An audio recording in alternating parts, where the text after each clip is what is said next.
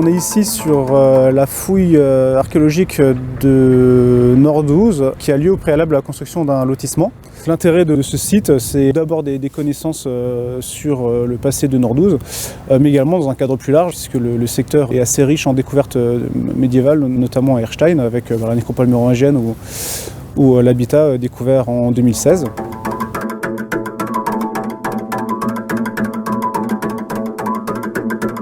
Avant la fouille, il y a un diagnostic qui est réalisé pour évaluer le potentiel archéologique du site. Et là, en l'occurrence, il a été trouvé dès le diagnostic un important habitat de la période médiévale du 6e au 12e siècle, qui a donc conduit le service régional de l'archéologie à prescrire une fouille des parties du lotissement qui sont menacées de destruction par la construction.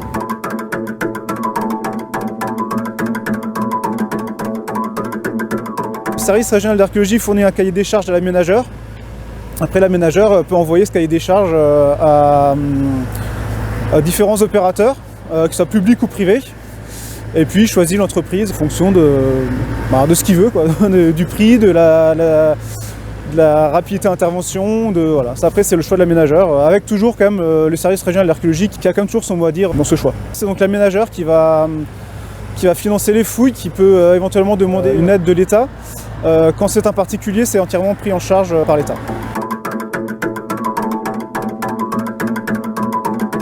Donc le chantier a débuté début octobre. Il y a eu à peu près 2 semaines juste pour décaper, pour arriver au niveau des vestiges. Et donc la fouille s'est terminée fin janvier.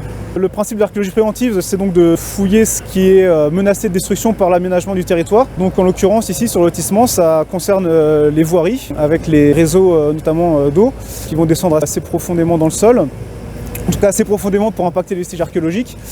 Les parcelles qui seront destinées à la construction des maisons, en revanche, ne sont pas prescrites puisqu'il est prévu que les stations soient construites sans toucher les vestiges archéologiques.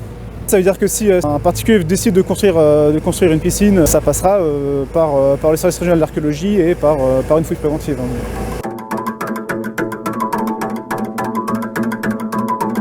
Une fouille préventive, elle se déroule en plusieurs étapes. On va d'abord commencer par décaper la surface qui a été prescrite par le service régional de l'archéologie. Donc on va enlever la terre végétale pour arriver sur le substrat. Donc ici on est sur du lœss. Une fois que ce décapage est fait, on fait un plan des vestiges. Et la fouille va consister à fouiller ces vestiges en documentant par des photos, par des dessins, par des prélèvements éventuellement de sédiments ou de charbon par exemple. On va documenter vraiment toutes les structures. On va fouiller les squelettes. Dans le cas des sépultures, on a une anthropologue qui est spécialiste de l'étude des squelettes humains qui va faire les observations de terrain, le type de contenant dans lequel le défunt était inhumé, son âge, son sexe, toutes ces informations-là. Une fois que tout ça est documenté, le terrain est libéré pour que la construction puisse se faire. On va commencer à décaper à la grosse pelle mécanique pour arriver sur le niveau des vestiges.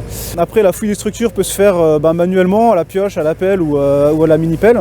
Et puis, quand vraiment on arrive sur des niveaux ou des choses plus fines, en l'occurrence les sépultures, là, effectivement, on va sortir les outils, les petits outils, les pinceaux pour fouiller les choses un peu plus fragiles. Donc c'est une palette d'outils assez variée, effectivement. On prélève ce qu'on peut prélever, les squelettes, le mobilier archéologique, la céramique, les os animaux, tout ça. Et donc après on rentre dans cette phase effectivement de ce qu'on appelle la post-fouille en fait, où on va étudier tout ça au chaud. Donc on va analyser les structures, les objets, on va dater par l'étude céramique, par des datations carbone 14 éventuellement. Donc l'idée c'est après de comprendre à tête reposée le site en l'étudiant avec aussi des recherches en archives, des recherches bibliographiques et par une remise en contexte plus générale du site.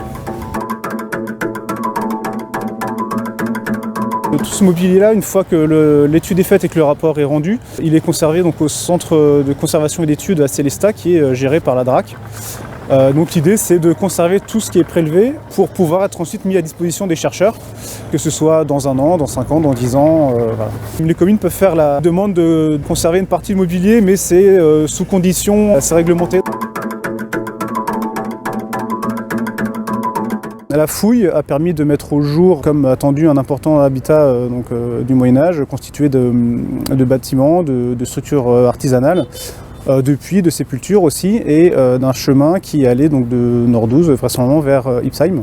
Les premiers éléments de datation observés montrent que l'occupation médiévale se concentre entre le 9e et le 13e siècle, qui donc sont les premières données récentes sur l'occupation médiévale de Nord-12, puisque jusqu'à présent les découvertes faites dans le village étaient des découvertes anciennes et ponctuelles.